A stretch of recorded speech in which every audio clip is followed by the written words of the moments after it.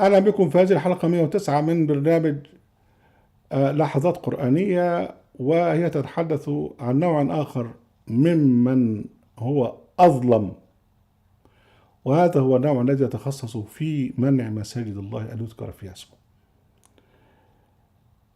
أتذكر وأنا في مصر كنا حين نذهب إلى مسجد نطرد منه، وغيرنا حين كان من أهل القرآن حين كان يذهب إلى مسجد يسمع لعن والاتهام والتكفير إلى آخره، فاعتزلنا وصرنا نصلي الجمعة في بيوتنا،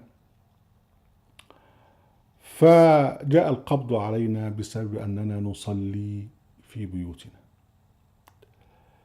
هذا تطرف في الكفر يفوق فرعون موسى.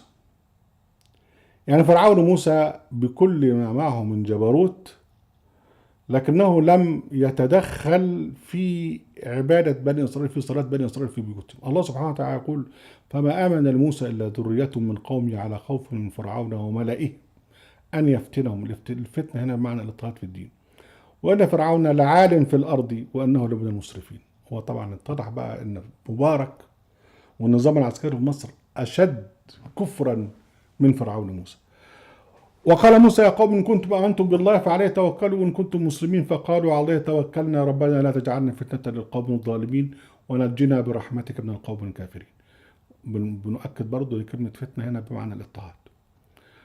ربنا سبحانه وتعالى يقول في الآية التالية 87: وأوحينا إلى موسى وأخيه أن تبوأ لقومكما بمصر بيوتا واجعلوا بيوتكم قبلة وأقيموا الصلاة وبشر المؤمنين.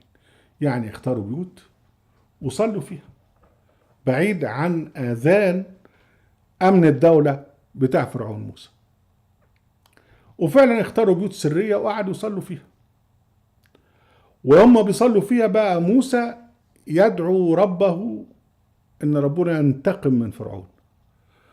وقال موسى، ده في الآية 88: وقال موسى ربنا إنك أتيت فرعون وملأه زينة وأموالا في الحياة الدنيا ربنا ليضلوا عن سبيلك ربنا اطمس على أموالهم واشدد على قلوبهم فلا يؤمنوا حتى يروا العذاب الأليم.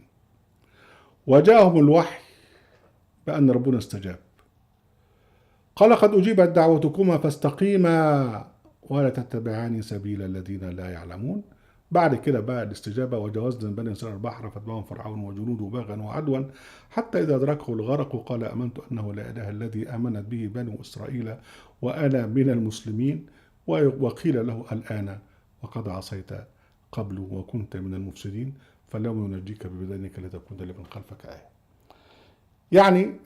الموجز إن فرعون اضطهد بني إسرائيل جدا، فبني إسرائيل مش كانوا يقدروا يصلوا علانية، فكانوا بيصلوا في بيوت خاصة.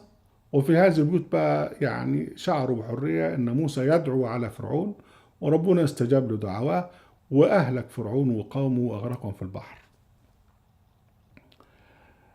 هذا الاستبداد الفرعوني أقل كثيرا من الاستبداد العسكري في مصر وما يمارسونه مع أهل القرآن الكريم.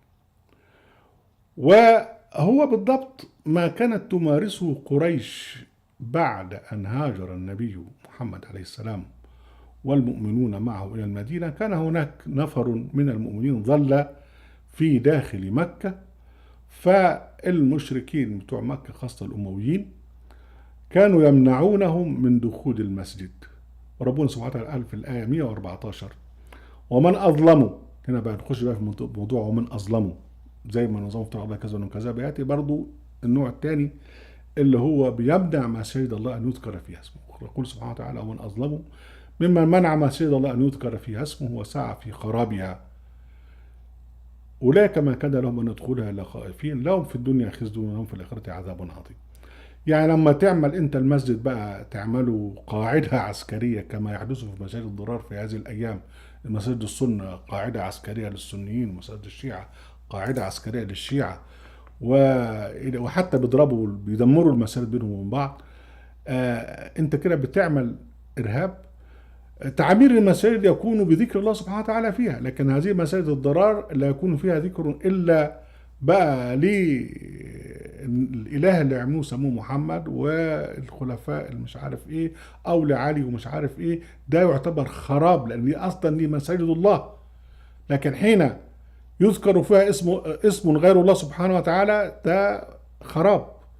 زي ما ربنا سبحانه وتعالى ذكر عن خاتم النبي انه وان قال لقومه وان المساجد لله فلا تدعوا مع الله احدا، وانه لما قام عبد الله يدعوه كاد يكون عليه لبدا، وقلنا ما ادعو ربي ورسول ربي احدا. فهذا هو الخراب، وانت تمنع المؤمنين من دخول هذه المساجد، هذا يعتبر من اكثر انواع الظلم.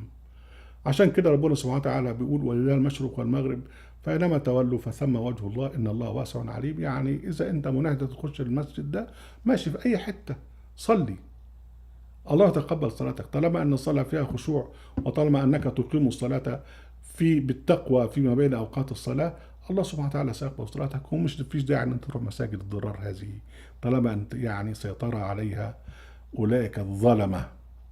أحبتي، أهلا وسهلا بكم في قناتنا أهل القرآن. نرجو أن تشاركوا فيها وأن تنشروها ابتغاء مرضات الله سبحانه وتعالى، وأن تقوم بعمل شير وبعمل لايك على هذه الفيديوهات. ومرحبا بكم في موقع أهل القرآن في كل ما تسألون عنه. عليكم السلام.